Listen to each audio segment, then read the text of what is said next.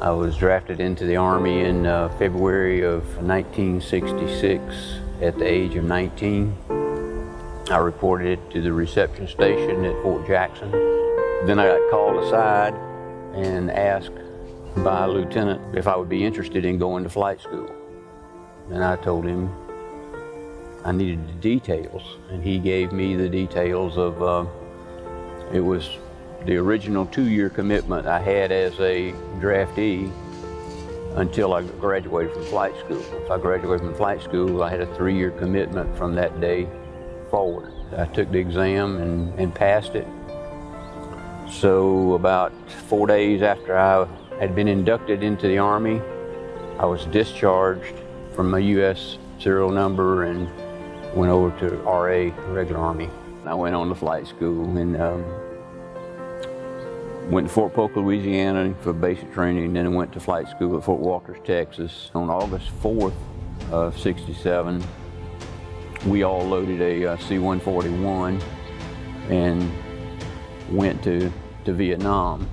We got there, landed in Bien Hoa, Vietnam, and they assigned us to Air Force hooches, which were air conditioned, which I did not expect to see. My vision of Vietnam was a foxhole, a tent, or some sort of a barrier between you and the enemy, and there it was casual. For about 2 weeks I flew with the boomerangs.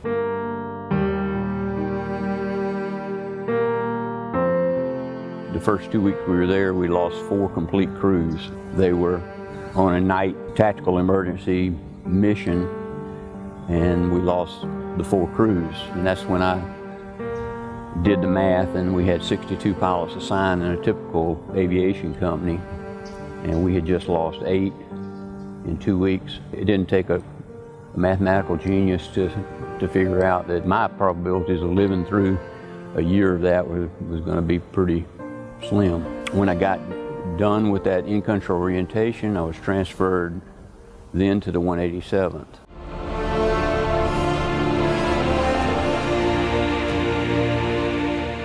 The 187th was an established company. The commanding officer was a West Point graduate, and they had already seen a lot of combat. They were right in the thick of things. While I was there, I flew 1,368 hours of combat. In the first couple of months, I'd say, I was still learning the aircraft. I was learning to feel what the aircraft was doing so I could do things automatically. And after a while, when you fly every day, the aircraft becomes part of it. We were going into a landing zone, we called it the hourglass. It was shaped like an hourglass. And Charlie, I suspect, figured we would be coming in there because he had set up machine guns on both sides where the hourglass neck down.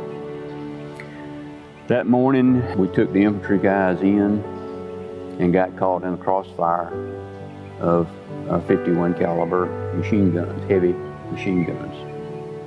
They shot down 3 of our helicopters.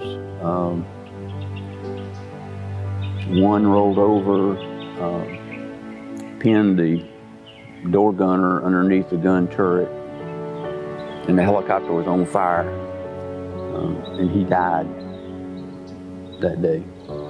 I got hit in the shoulder that day. A bullet came through the instrument panel, hit I had a flak jacket on. The flak jacket covered what we call a chicken plate, which was supposed to be a bulletproof plate. When the bullet came in, it went through the flak jacket, caught the top edge of the chicken plate, and that ceramic and all that stuff blew out of it, hit me all in the neck. I thought I'd been shot in the neck, and it felt like somebody hit me with a baseball bat. I mean, it was so much energy.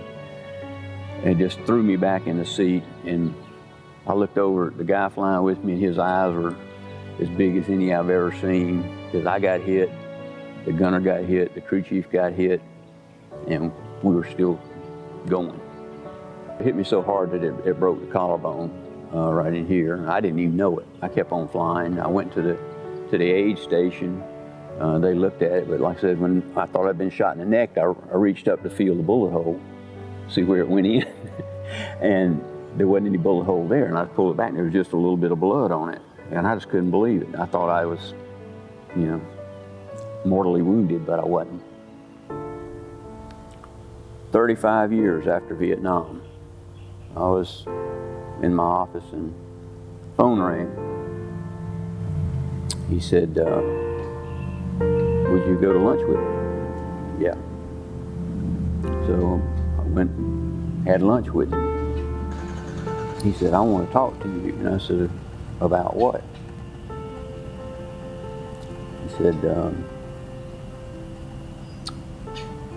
I had a crew member in Vietnam that the helicopter pinned, and it was on fire. And he asked me to shoot him. He said didn't want to burn to death. He said, I took out my .38 and shot him between the eyes. He says, what do you think of that? I said, if it had been me and I had been under the helicopter and it was on fire and I knew I was going to burn to death, I would want you to do the same thing. And I would have appreciated you doing that for me. And he says, well, you're the first person I've told in 35 years. He said, the only reason I told you is because I thought you would understand. And I said, I intimately understand. He could tell me because he knew I had been there. I don't like illegal things. I don't participate in illegal things or condone illegal things.